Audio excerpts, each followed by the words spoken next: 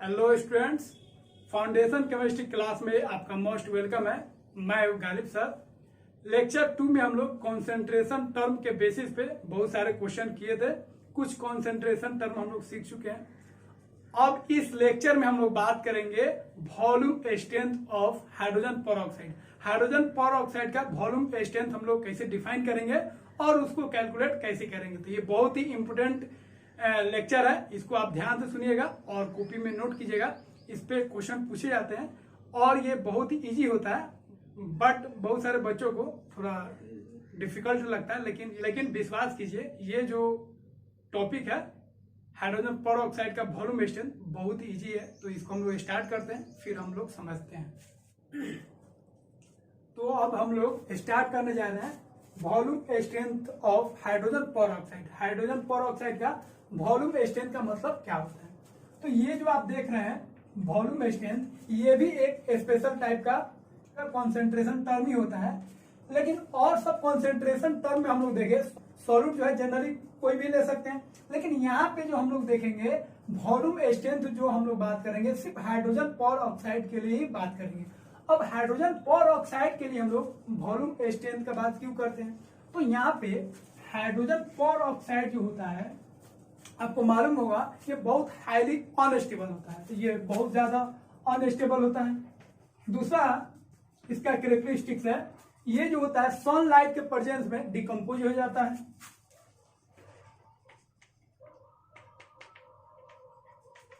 तीसरा, अगर मेटल के बेसन में इसको अगर रखते हैं तो मेटल के साथ रिएक्ट कर जाएगा और मेटल को क्या करेगा, ऑक्सीडाइज कर देगा।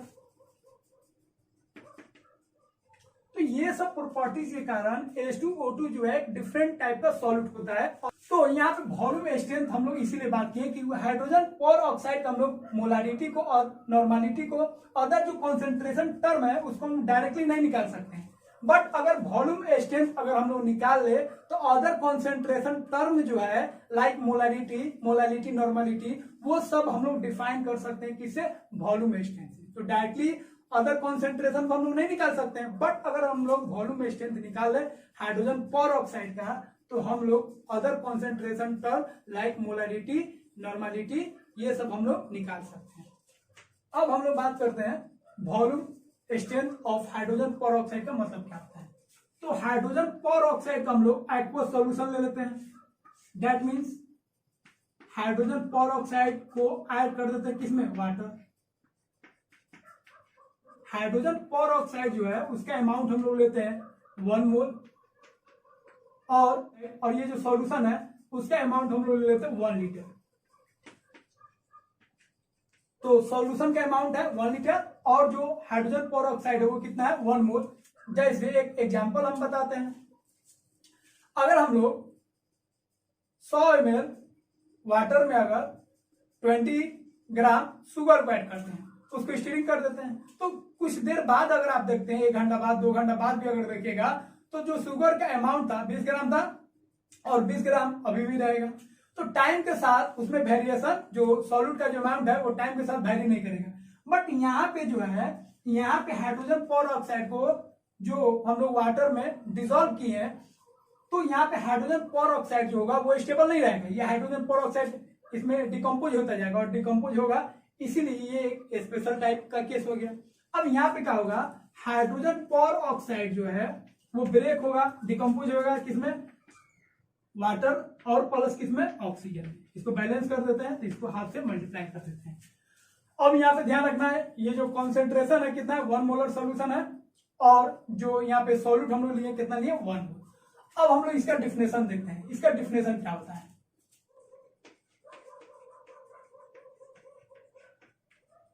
तो वॉल्यूम स्ट्रेंथ का मतलब क्या हो गया, तो इसका मतलब हो गया हाइड्रोजन पेरोक्साइड के यूनिट वॉल्यूम सॉल्यूशन लेंगे और उससे जितना ऑक्सीजन प्रोड्यूस्ड होगा लीटर में वॉल्यूम में, उसी को हम लोग बोलते हैं, क्या बोलते हैं, volume strength of hydrogen peroxide. इसका मतलब हो गया हाइड्रोजन पेरोक्साइड का हम लोगों को यूनिट वॉल्यूम सॉल्यूशन लेना है और इसके यूनिट वॉल्यूम सॉल्यूशन से कितना ऑक्सीजन का वॉल्यूम प्रोड्यूस हुआ उसी को हम लोग बोलते हैं volume strength of hydrogen peroxide. इसका यूनिट वॉल्यूम लेंगे और देखेंगे कितना ऑक्सीजन का वॉल्यूम प्रोड्यूस हुआ, उसी को हम लोग क्या बोलते हैं, volume strength of hydrogen peroxide. तो यहाँ पे मेन जो देखना है स्ट्रेंथ जो है वो कौन तय करेगा, वो तय करेगा ऑक्सीजन, कितना ऑक्सीजन रिलीज हो रहा है उसी के अमाउंट को हम लोग बोलते हैं volume strength of hydrogen peroxide. अब इसका हम लोग कुछ फॉर्मूला हम लोग ड्राइव करते हैं। अब यूनिट वॉल्यूम का मतलब क्या, यूनिट वॉल्यूम का मतलब होता है हाइड्रोजन पेरोक्साइड का जो वॉल्यूम स्ट्रेंथ है, मान लेते हैं 10 है, तो 10 भी H2O2 अगर गिवन हो, इसका मतलब हो जाएगा हाइड्रोजन पेरोक्साइड का जो वॉल्यूम स्ट्रेंथ है कितना है, 10। इसका मतलब क्या होता है, तो इसका मतलब आप लिख सकते हैं 1 लीटर ऑफ हाइड्रोजन पेरोक्साइड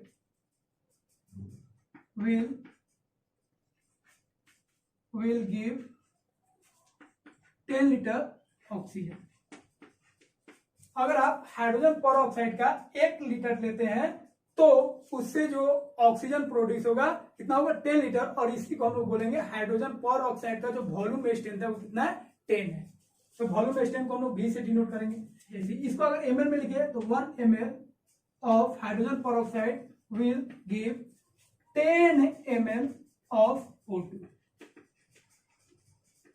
अगर हम लोग ml में बात करेंगे तो 1 ml हाइड्रोजन पेरोक्साइड प्रोड्यूस करेगा 10 ml ऑफ ऑक्सीजन, और इसी को हम लोग बोलेंगे 10VH2O2, मतलब हाइड्रोजन पेरोक्साइड का वॉल्यूम स्ट्रेंथ कितना है, 10 भी है। तो 10 भी आप लीटर में भी लिख सकते हैं और इसी को आप लोग ml में भी एक्सप्रेस कर सकते हैं। तो 10 भी का मतलब समझिए, 20 भी होगा तो इसी तरह हम लोग लिख सकते हैं 1 litre of hydrogen peroxide produce 20 litre of oxygen. तो ऑक्सीजन का कितना अमाउंट प्रोड्यूस हुआ उसी को हम लोग बोलते हैं volume strength of hydrogen peroxide.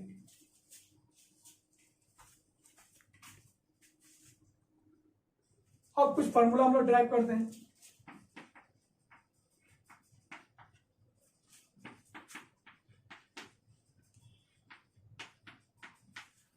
तो यहाँ पे हाइड्रोजन पेरोक्साइड का जो हम लोग कॉन्सेंट्रेशन लिए हैं, कितना लिए हैं, 1 मोलर। तो अगर ये 1 मोलर लेंगे तो ऑक्सीजन जो होगा कितना होगा, हाफ मोल होगा। तो अगर ये 1 मोलर ले रहे हैं तो ऑक्सीजन कितना प्रोड्यूस होगा, half mole. That means 1 molar H2O2 का जो वॉल्यूम स्ट्रेंथ होगा कितना होगा, हाफ मोल ऑक्सीजन होगा। अगर 2 मोलर लेते हैं हाइड्रोजन पेरोक्साइड तो ऑक्सीजन कितना प्रोड्यूस होगा, हाफ इंटू 2 मोल।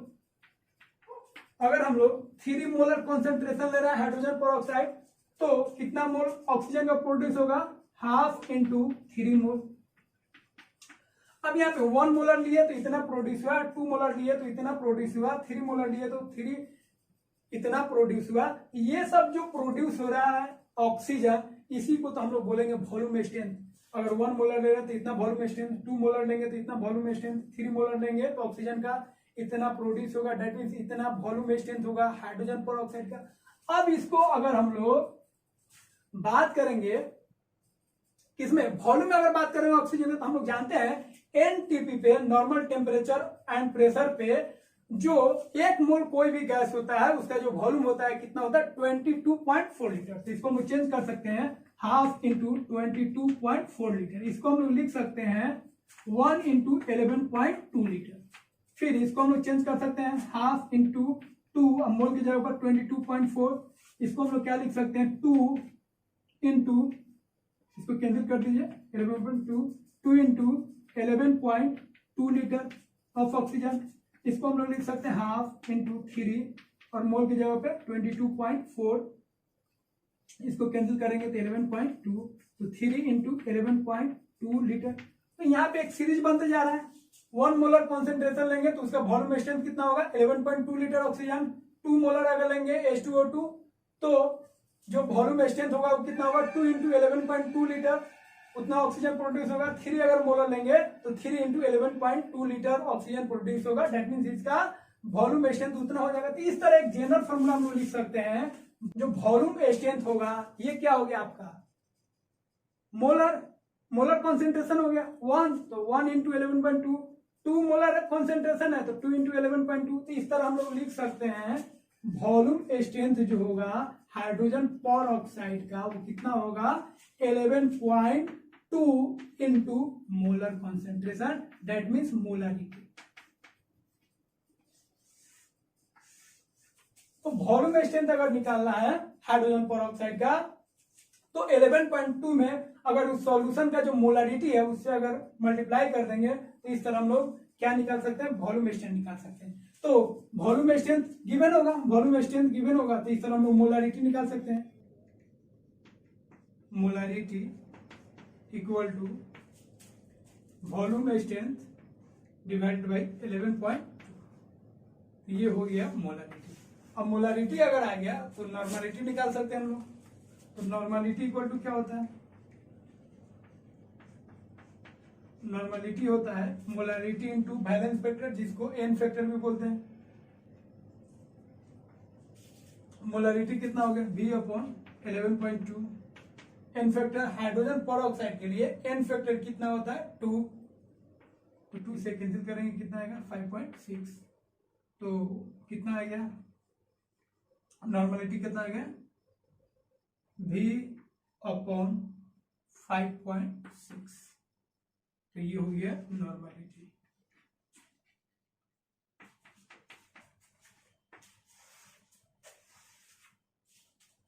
तो यहां पे देखिए दो फॉर्मूला आ गया, एक हम लोग लिख सकते हैं मोलारिटी इक्वल टू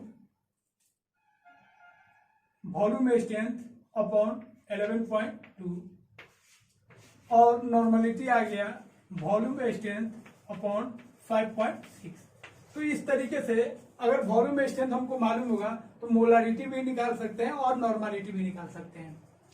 तो इस तरह हम लोग देखें कि हाइड्रोजन पेरोक्साइड का वॉल्यूम स्ट्रेंथ कैसे निकालते हैं। वॉल्यूम स्ट्रेंथ हाइड्रोजन पेरोक्साइड के लिए क्यों डिफाइन करते हैं, उसके बाद हम लोग देखे वॉल्यूम स्ट्रेंथ का हम लोग रिलेशन देखे, वॉल्यूम स्ट्रेंथ कैसे हम लोग निकालेंगे। तो अगर हाइड्रोजन पेरोक्साइड का अगर वॉल्यूम स्ट्रेंथ अगर गिवन होगा तो अदर कॉन्सेंट्रेशन टर्म को हम लोग आसानी के साथ निकाल सकते हैं।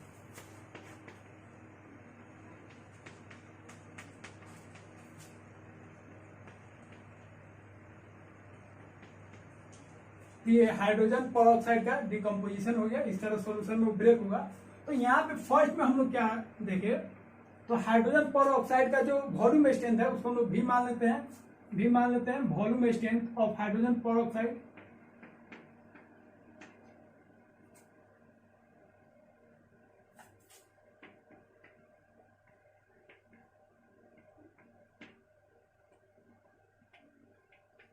अब यहां से देखिए हाइड्रोजन पेरोक्साइड का अगर वॉल्यूम स्ट्रेंथ गिवन होगा या अगर कैलकुलेट कर लेंगे तो अदर कॉन्सेंट्रेशन टर्म को हम लोग निकाल सकते हैं। फर्स्ट मोलारिटी इक्वल टू क्या हो जाएगा V अपॉन 11.2। जैसे मोलारिटी आएगा, मोलारिटी से हम लोग क्या निकाल सकते हैं, नॉर्मलिटी निकाल सकते हैं। तो नॉर्मलिटी इक्वल टू क्या होगा, मोलारिटी इनटू एन फैक्टर, और एन फैक्टर हम लोग जानते हैं कितना होता है, हाइड्रोजन पेरोक्साइड का एन फैक्टर कितना होता है 2 होता है, या इसी को हम लोग ऐसे भी लिख सकते हैं normality equal to V upon 5.6। तो ऐसे निकाल लीजिए या ऐसे निकाल सकते हैं। सेकंड हो गया। थर्ड, अगर हम बात करें स्ट्रेंथ निकालने का तो स्ट्रेंथ भी निकाल सकते हैं। तो स्ट्रेंथ का फॉर्मूला क्या होता है, नॉर्मलिटी इनटू इक्विवेलेंट वेट। अब नॉर्मलिटी यहां से निकालेंगे, इक्विवेलेंट वेट क्या होगा, इक्विवेलेंट वेट हम लोग जानते हैं, इक्विवेलेंट वेट हाइड्रोजन पेरोक्साइड का कितना हो जाएगा, मोलर मास कितना होता है 34 divided by n factor, n factor कितना होता है, यहां से हम लोग स्ट्रेंथ भी निकाल सकते हैं। फोर, हम लोग अगर percentage weight by wait given हो तो परसेंट, चौथा हम लोग परसेंटेज वेट बाय वॉल्यूम भी निकाल सकते हैं। कैसे, तो 4 नंबर हम लोग परसेंटेज वेट बाय वॉल्यूम भी हम लोग निकाल सकते हैं। कैसे, तो मोलारिटी इक्वल टू लिखते हैं हम लोग percentage weight by volume into 10 by molar mass of solute. अब यहां पे परसेंटेज वेट बाय वॉल्यूम चाहिए तो हम लोग क्या लिख सकते हैं, तो percentage weight by volume equal to हो जाएगा molarity into molar mass of solute divided by 10। तो यहाँ पे मोलारिटी हम लोग को गिवन है, मोलारिटी कितना है V/11.2 into molar mass of solute, solute का जो मोलर मास है वो कितना हो जाएगा 34/3। ये आपका क्या हो गया, ये हो गया परसेंटेज वेट बाय वॉल्यूम। तो परसेंटेज वेट बाय वॉल्यूम का ये फॉर्मूला हो जाएगा। अगर फॉर्मूला नहीं भी याद रहेगा तो आप बेसिक से कैलकुलेट कर सकते हैं। अगर एक मोलारिटी कैलकुलेट कर लेते हैं वॉल्यूम स्टेंट से, तो बाकी कॉन्सेंट्रेशन टर्म को आप बना सकते हैं, डिफाइन कर सकते हैं। ये हो गया। उसके बाद आप डेंसिटी भी निकाल सकते हैं। तो डेंसिटी कैसे निकालेंगे, तो 4 हो गया ये। और 5 में हम लोग देखते हैं डेंसिटी। ये बहुत ज्यादा इंपोर्टेंट है। अगर कॉन्सेंट्रेशन टर्म अगर आप हाइड्रोजन पर ऑक्साइड का वॉल्यूम स्ट्रेंथ को अगर पता कर लेते हैं तो उससे सारे अदर कॉन्सेंट्रेशन टर्म को आप डिफाइन कर सकते हैं, कैलकुलेट कर सकते हैं। कैसे, मोलारिटी आपको निकाल लेना है वॉल्यूम स्ट्रेंथ से, और मोलारिटी जैसे निकलेगा तो उसके हेल्प से बाकी सब जो कॉन्सेंट्रेशन टर्म है सभी को आप निकाल सकते हैं। मोलारिटी, नॉर्मलिटी, स्ट्रेंथ निकाल सकते हैं, परसेंटेज वेट बाय वॉल्यूम निकाल सकते हैं, डेंसिटी निकाल सकते हैं। तो डेंसिटी कैसे निकालेंगे, तो डेंसिटी कैसे निकालेंगे, तो डेंसिटी को हम लोग लिख सकते हैं, मोलारिटी को हम लोग क्या लिख सकते हैं, given weight by molar mass of solute into 1 by volume. Volume किस में लेंगे, लीटर में लेंगे। तो यहाँ पे देखिए वेट बाय वॉल्यूम, और यहाँ पे कर दीजिए 1 by molar mass of solute. अब इसको हम लोग वेट बाय वॉल्यूम को क्या बोल सकते हैं, density, m density into 1 by molar mass of solute.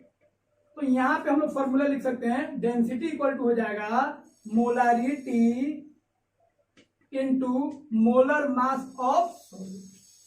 तो मोलारिटी में अगर हाइड्रोजन पेरोक्साइड का मोलर मास से अगर मल्टीप्लाई कर देंगे तो वो क्या आ जाएगा, डेंसिटी। तो डेंसिटी आएगा। अब डेंसिटी से अदर कॉन्सेंट्रेशन टर्म को आप निकाल सकते हैं। अब 6 नंबर, अगर परसेंटेज वेट बाय वेट निकालना हो तो ये भी आप निकाल सकते हैं। तो परसेंटेज वेट बाय वेट में अगर हम डेंसिटी से मल्टीप्लाई कर देंगे तो क्या आ जाएगा, परसेंटेज वेट बाय वॉल्यूम आ जाएगा। तो यहां पे अगर हम लोग परसेंटेज वेट बाय वॉल्यूम को कैलकुलेट करेंगे, इसको पुट करेंगे तो परसेंटेज वेट बाय वेट निकल जाएगा। तो डेंसिटी अगर हम लोग कैलकुलेट कर लेंगे तो ये आ जाएगा। फिर अब रह गया आपका स्ट्रेंथ भी आएगा, नॉर्मलिटी आएगा, सब आएगा। अब एक बच गया क्या, मोलारिटी। तो मोलारिटी भी निकाल सकते हैं। और एक बच गया क्या, मोल फ्रैक्शन। इसको मिटाते हैं, फिर आगे हम लोग बात करते हैं। तो डेंसिटी हम लोग निकाल लिए। तो क्या अब हम लोग मोलालिटी निकाल सकते हैं, मोलालिटी भी निकाल सकते हैं। तो मोलालिटी का फॉर्मूला क्या हो जाएगा, मोल्स ऑफ सॉल्यूट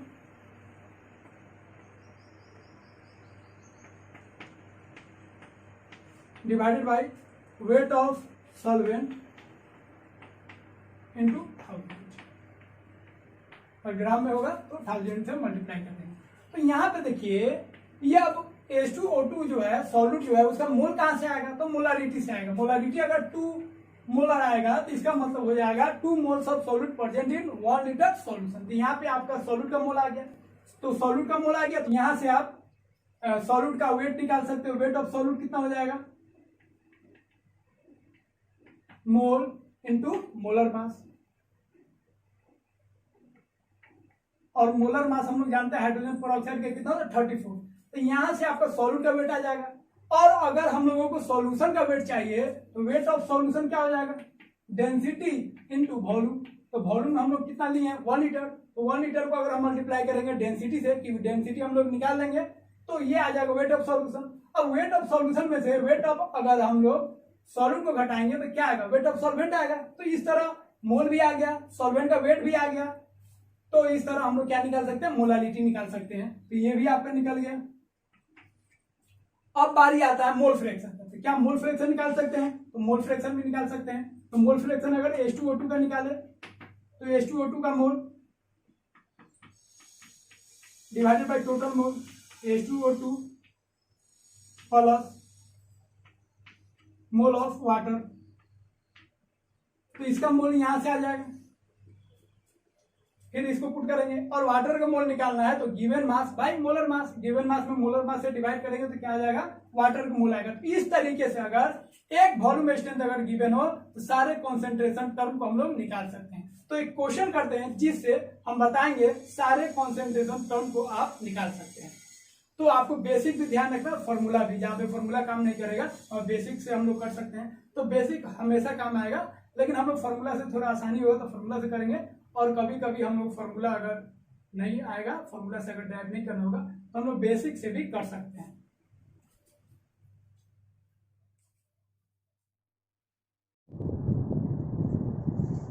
तो एक क्वेश्चन हम लोग करते हैं वॉल्यूम स्ट्रेंथ के बेसिस पे, और ये ऐसा क्वेश्चन होगा जिसमें वॉल्यूम स्ट्रेंथ गिवन होगा, तो अदर सारे कॉन्सेंट्रेशन टर्म को हम लोगों को निकालना है।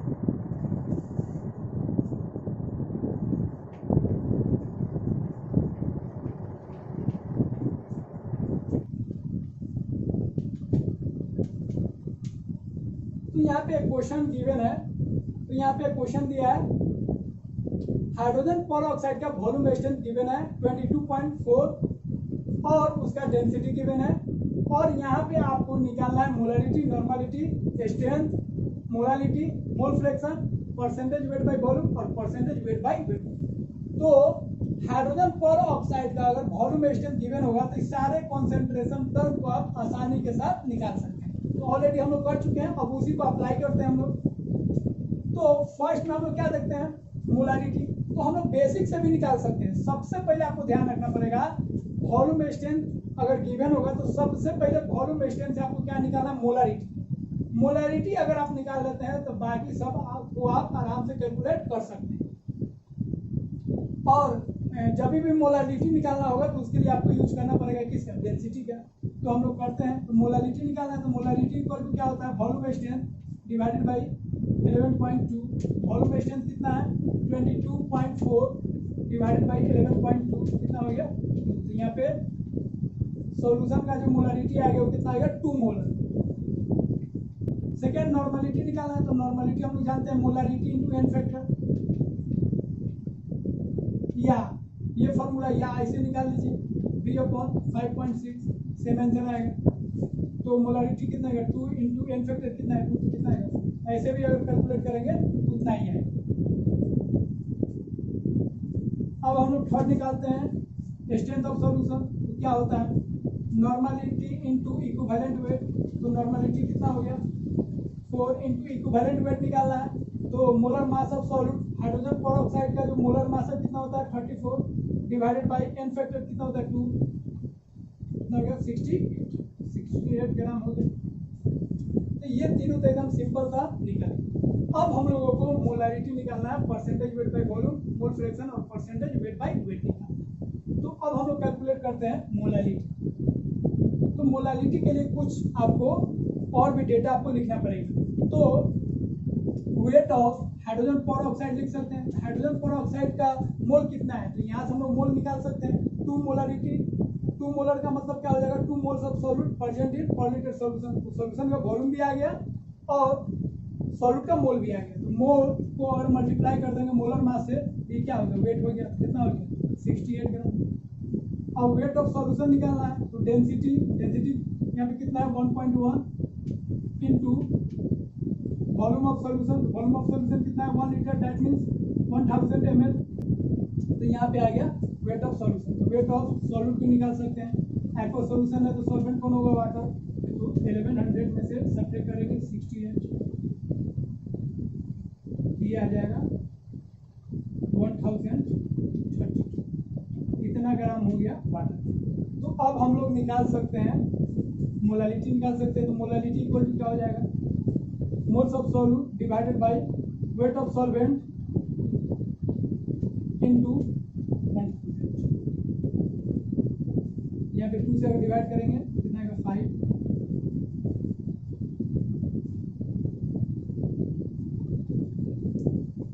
अब यहाँ पे जब इसको डिवाइड करेंगे, इसको 15 मान लीजिए, 5 फैक्ट्री 2। अब इसको डिवाइड करेंगे तो यही 1.9 के करीब आ जाएगा। कितना हो गया, मोलर अप्रोक्स में लिख दिया। अब मोलालिटी आ गया। अब हम लोग परसेंटेज वेट बाय वॉल्यूम भी निकाल सकते हैं, मोल फ्रैक्शन भी निकाल सकते हैं। तो मोल फ्रैक्शन निकालना है। मोल फ्रैक्शन किसका निकालेंगे? हाइड्रोजन पर ऑक्साइड का, H2O2 का निकाल लेते हैं। तो मोल्स ऑफ सॉल्यूट का मोल्स कितना हो जाएगा? 2 divided by total mole 2 plus water का मोल कितना हो जाएगा? गिवन मास, तो कितना मास है? Divided by molar mass.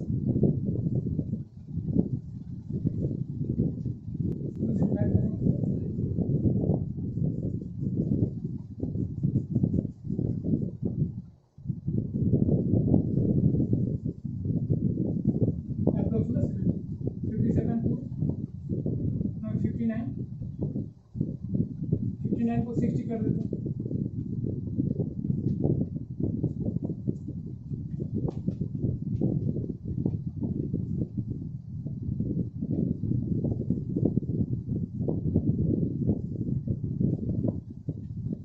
कितना हो गया मोल फ्रैक्शन?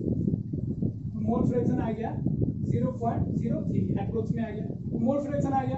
अब हम लोग परसेंटेज वेट बाय वॉल्यूम और परसेंटेज वेट बाय वेट निकालेंगे। तो परसेंटेज वेट बाय वेट आप डायरेक्टली निकाल सकते हैं। सॉल्यूट का वेट जानते हैं, सॉल्यूशन का वेट जानते हैं, डिवाइड करेंगे और वो 100 से मल्टीप्लाई करेंगे तो ये आ जाएगा। अब परसेंटेज वेट बाय वॉल्यूम को हम लोग लिख सकते हैं मोलरिटी के टर्म में, molarity into molar mass of solute divided by 10। तो मोलरिटी कितना आता है? 2। Molar mass of solute 34 into 10। ये हो गया परसेंटेज वेट बाय वॉल्यूम। अब परसेंटेज वेट बाय वॉल्यूम अगर मालूम है तो हम लोग क्या निकाल सकते हैं? परसेंटेज वेट बाय वेट निकाल सकते हैं। तो परसेंटेज वेट बाय वेट हम लोग डायरेक्टली भी निकाल सकते हैं और इससे भी निकाल सकते हैं। तो परसेंटेज वेट बाय वॉल्यूम का फॉर्मूला क्या होता है? Percentage weight by weight into density. तो percentage weight by V given है 2 इनटू 34 बाय 10। मल्टीप्लाई करेंगे, यहाँ पे मल्टीप्लाई में इधर डिवाइड करेंगे तो डेंसिटी कितना? 1.1। ये हो गया percentage weight by wait.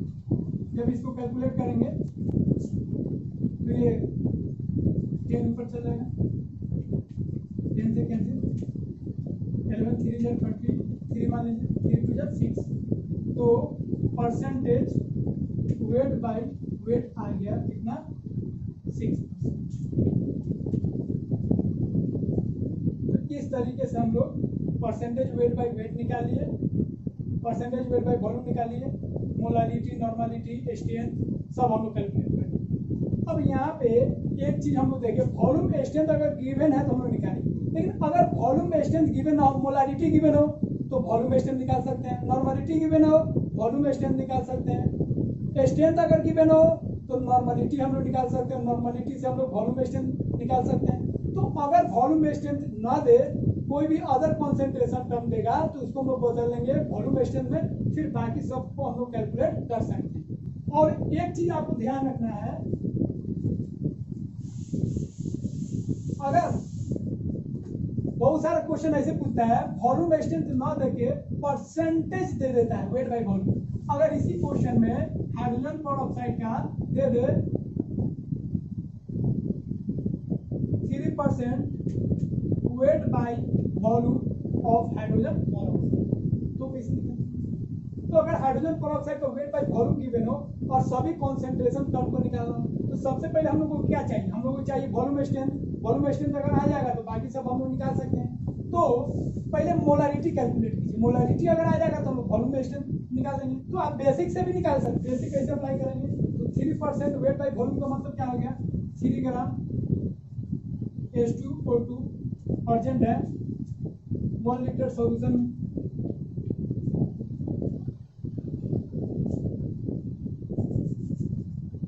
Urgent है 100 ml सॉल्यूशन। लेकिन हम लोग जो सॉल्यूशन लेते हैं वो कितना लेते हैं? 1 लीटर लेते हैं, तो 10 से मल्टीप्लाई कर दीजिए। इसी को लिख सकते हैं 30 ग्राम हाइड्रोजन पेरोक्साइड अर्जेंट है 1 लीटर सॉल्यूशन। अब यहाँ पे हम लोग कैलकुलेट करेंगे हाइड्रोजन पेरोक्साइड का मोल, क्योंकि इसका हाइड्रोजन पेरोक्साइड का जितना मोल होता है उसका हाफ मोल रिलीज होता है कौन? ऑक्सीजन, और उसी को हम लोग क्या बोलते हैं? Volume strength. तो यहाँ पे हम लोग मोल निकाल लेंगे तो given mass by molar mass कितना हो जाएगा? 34 इतना ग्राम। अगर हम लोग लेंगे हाइड्रोजन पेरोक्साइड तो इसका हाफ मोल हो जाएगा कौन? ऑक्सीजन, इसका हाफ मोल कर देते हैं, ये हो गया 1 मोल, इसका हाफ कर देते हैं, इतना मोल क्या हो जाएगा? ऑक्सीजन।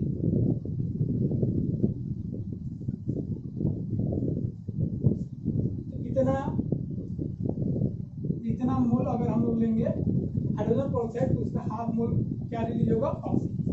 ये जो ऑक्सीजन रिलीज हुआ है इसको वॉल्यूम में बदल लेते हैं, तो 30/34 × 2, यहाँ पे वॉल्यूम मोल की जगह पर अगर वॉल्यूम लिखेंगे तो कितना होगा 22.4, इसको डिवाइड करेंगे 11 कितना आएगा 30 × 11.2 × 30। ये आपका आ गया क्या वॉल्यूम स्ट्रेंथ, क्योंकि जितना ऑक्सीजन रिलीज होगा उसी को हम लोग क्या बोलते हैं वॉल्यूम स्ट्रेंथ। यहाँ पे हम लोग को क्या कैलकुलेट करिए वॉल्यूम स्ट्रेंथ कैसे कैलकुलेट किए हम लोग लिख दिए, जो गिवन था, गिवन क्या था 3 gram of hydrogen peroxide present है 100 ml में, लेकिन हम लोग को सोल्यूशन जो लेना है वो 1 लीटर में लेना है, 10 से मल्टीप्लाई कर दिए और यहाँ से हाइड्रोजन पेरोक्साइड का वेट गिवन था मोल निकालिए। अब ये हाइड्रोजन पेरोक्साइड का जितना मोल होता है उसका हाफ मोल ऑक्सीजन रिलीज होता है, मोल को हटा के वॉल्यूम लिख दिए, तो ये ऑक्सीजन इतना लीटर रिलीज होगा और जितना लीटर ऑक्सीजन रिलीज होता है जब ये 1 मोल होगा तो उसी को हम लोग क्या बोलते हैं वॉल्यूम स्ट्रेंथ। इस तरह हम लोग क्या कैलकुलेट करिए वॉल्यूम स्ट्रेंथ, क्या कैलकुलेट करिए, इसी को हम लोग फॉर्मूला से भी कैलकुलेट कर सकते हैं वॉल्यूम स्ट्रेंथ। तो यहाँ पे percentage weight by volume given है, तो परसेंटेज वेट बाय वॉल्यूम का फॉर्मूला हम लोग जानते हैं molarity into molar mass of solute divided bye तो यहाँ पे दिया है 3 और मोलारिटी हम लोग जानते हैं volume strength divided by 11.2 into molar mass of solute कितना हो जाएगा 34 डिवाइडेड बाय 10, यहाँ पे कितना होगा 3 × 11.2 × 10 डिवाइडेड बाय 34 क्या है, ये दोनों आंसर सेम।